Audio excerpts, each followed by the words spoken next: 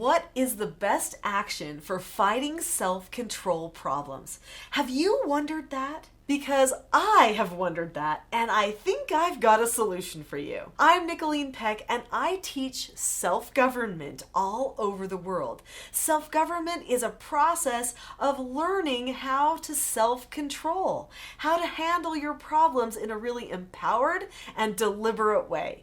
In this video, I'm going to be talking about how to control yourself, skills and principles that you can use to be successful and not have to have those self-control problems anymore.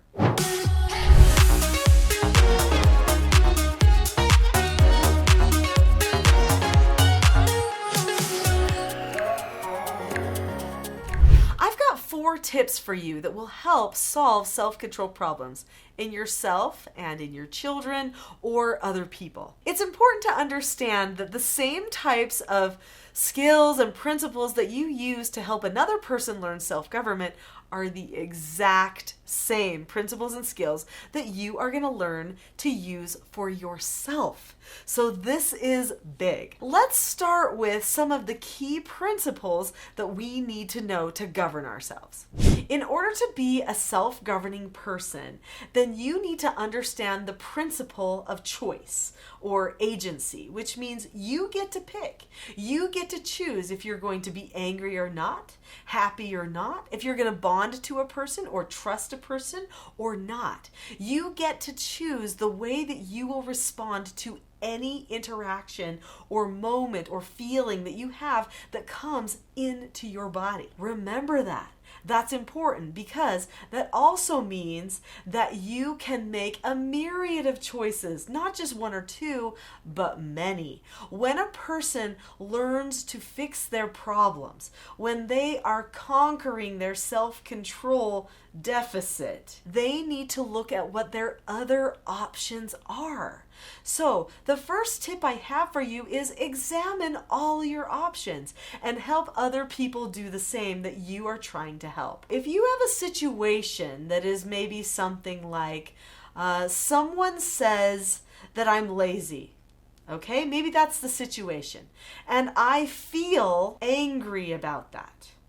Now at that point, what are my options? Well, option number 1, I could get angry at the person. Option number 2, I could feel bad about myself and tell myself things bad about me and have self-loathing. Option number 3, I can ask myself if that's fully true.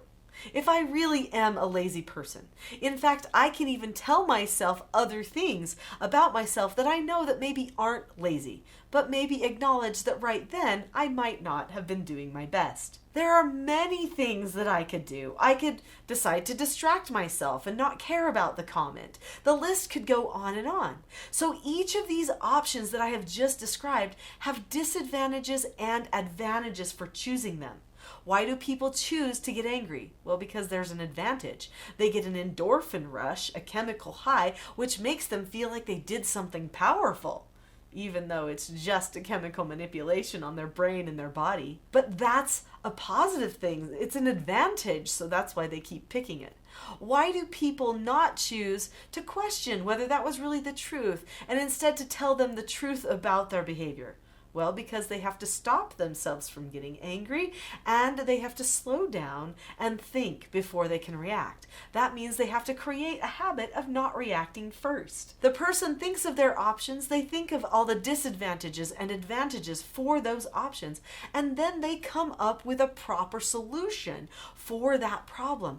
This is the way that they plan ahead of time for what behavior truly will benefit them best. When a person knows self-government, that means that they understand the cause and effect of any given situation and possess a knowledge of their own behaviors so that they can control them. So this means that they have to examine cause and effect and their own behaviors in order to truly get closer to self-government. So when a person takes the time to examine themselves, then they are ready to take new steps forward. Some of the new steps that I teach my children and that I utilize myself are skills. There are 4 basic skills that I teach my children and that I also use for me. They are following instructions, accepting no answers and criticism, accepting consequences, and disagreeing appropriately.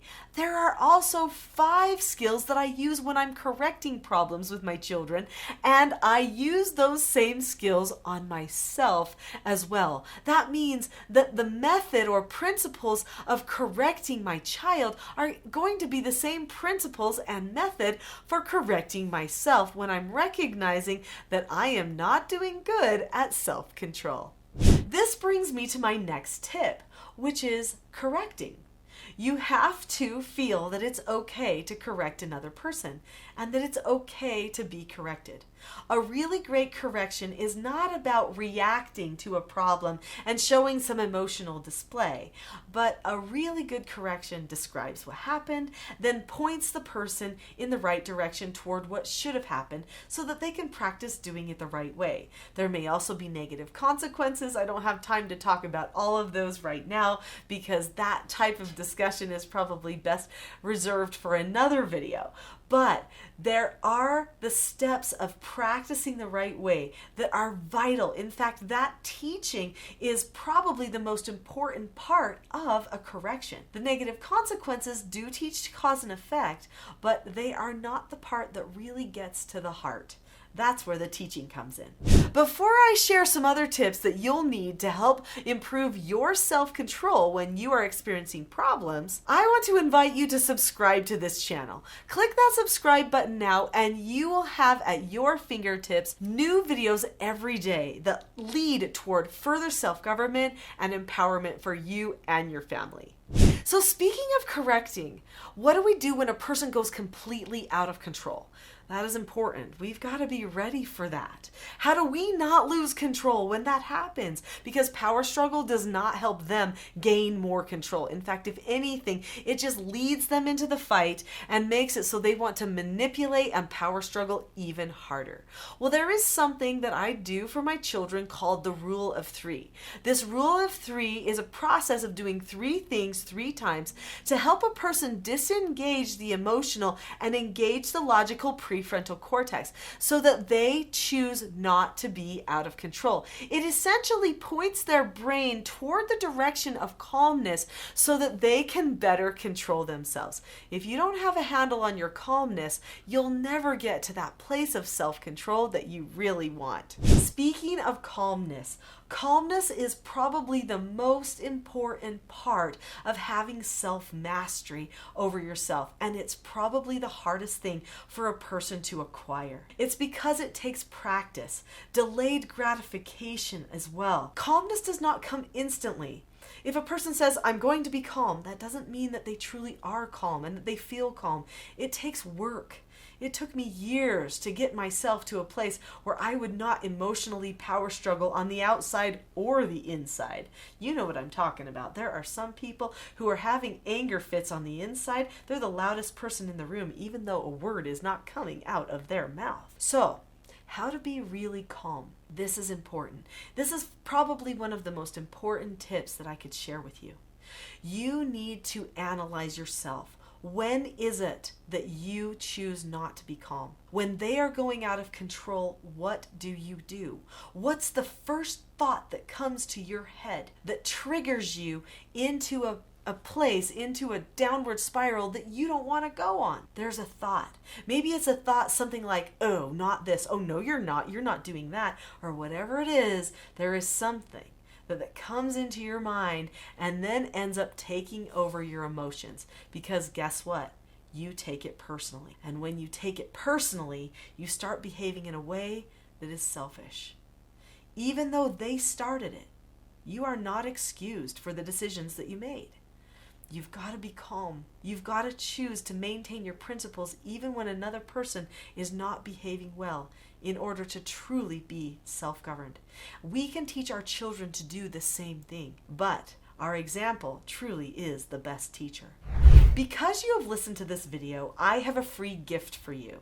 The gift is a course. The course is called the Calm Parenting Toolkit. If you click the link in the description that is directly below this video that says Calm Toolkit or Calm Parenting Toolkit, it's toward the top of the description.